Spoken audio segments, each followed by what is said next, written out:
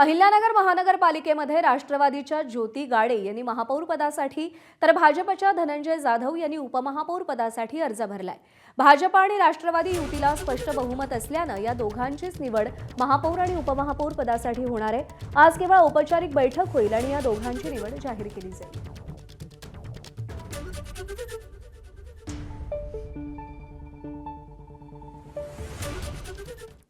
आणि या सगळ्यासोबतच पिंपरी चिंचवडचा महापौर आज विराजमान होणार आहे। भाजपची एक हाती सत्ता असल्यानं आणि राष्ट्रवादीनं उमेदवार न दिल्यानं रवी लांडगे यांच्या महापौर निवडीची केवळ औपचारिकता पार पडेल।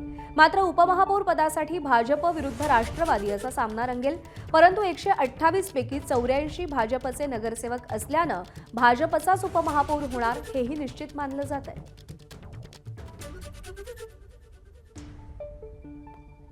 ब्रेक नंतर बुलेटिनमध्ये आपल्या सगळ्यांचं पुन्हा एकदा स्वागत। सोलापूर महापालिकेची विशेष सभा सुरू झाली आहे।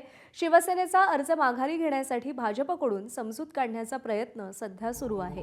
शिवसेनेनं देखील अर्ज भरलेला आहे आणि तो अर्ज मागे घ्यावा यासाठी भाजपनं आता शिवसेनेची मनधरणी करायला सुरुवात केलेली आहे।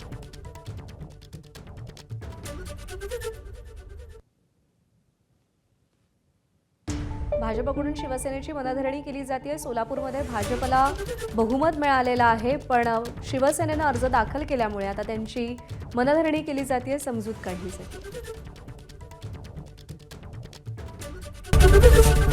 एबीपी माझा, उघडा डोळे बघा नीट।